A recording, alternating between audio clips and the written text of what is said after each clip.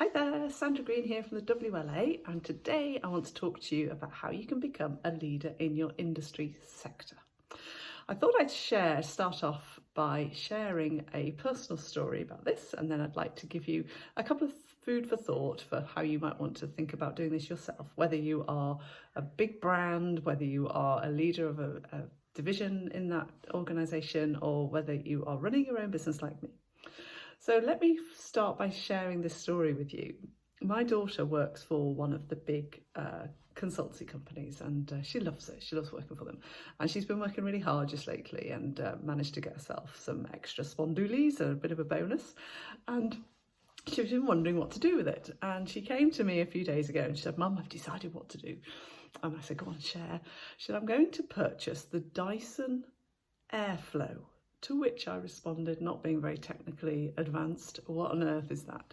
She said, "Mum, it's amazing. It's this gadget that enables you to dry your hair really quickly, and you can do all this cool stuff with your hair."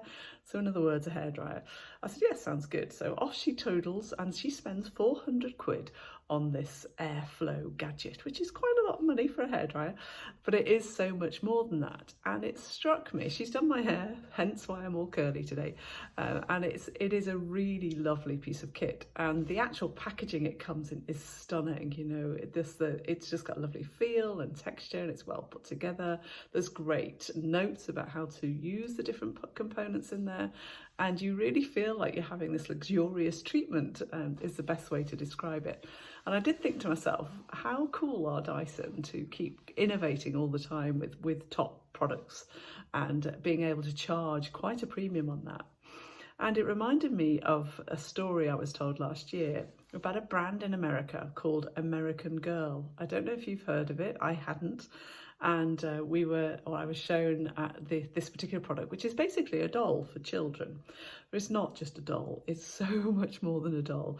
And the average doll in the UK might sell for, I don't know, you can probably buy a doll for 5 or 10 quid, but they're probably around about £30 for a reasonable doll from what I remember.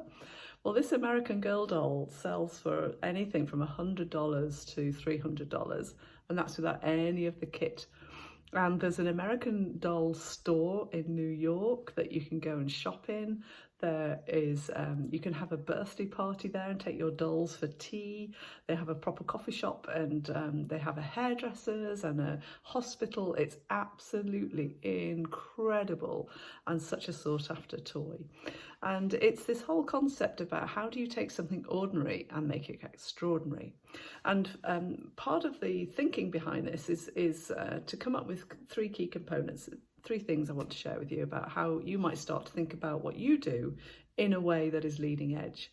And I think first of all, it's really important to get clear on the actual kind of commodity, the content, the thing that you do. So if it is a commodity that you sell, are you really clear about what it is and the benefits of it and how it will work? And certainly the American Girl experience or the Dyson experience, it's all about the way you feel and the way you want to engage, and it's a marvelous piece of marketing, if you like. But the actual product itself is quite simply a doll, you know, with some clothes, and they've even got the the face masks at the moment if you want to put that on your doll. So first of all, you've got to get really clear about what your commodity is, what it is that you are selling, if it's more of a service, what's the content of that service. And secondly, you need to really think about the context. So this is kind of how is this thing delivered? Because if you're competing in the coffee market, for example, what is the experience of having that coffee? How is that different to anybody else? And again, we need to really think about that and underpin that and be really clear about the delivery mechanisms of what you do. And can you be innovative and creative about how you deliver the product? And certainly, for example, for me, I've had to go online with so much of my material now and still finding my way through some of that. But that's a way in which to survive. Obviously, that's what we've needed to do. And thirdly, and probably the most important part of this process, is to get your culture right. So really thinking about living and breathing the values. So this kind of makes that experience, that edge, that sort of something special that you want to be a part of. The Dyson experience is phenomenal. phenomenal, from the way it was packaged and delivered, and the emails that Zoe's received through it. But actually, when you get really clear on your values, you can start to really differentiate in the market, because you're coming from a place of passion rather than a place of competition. And we've been doing this career boot camp. Many of you are on it, and some of you have been following that for a while. And we've just done an exercise around our values, and it's so important to really get under the skin of who you are, what really motivates you, what inspires you, what do you really value about yourself that you can bring to whatever it is that you do.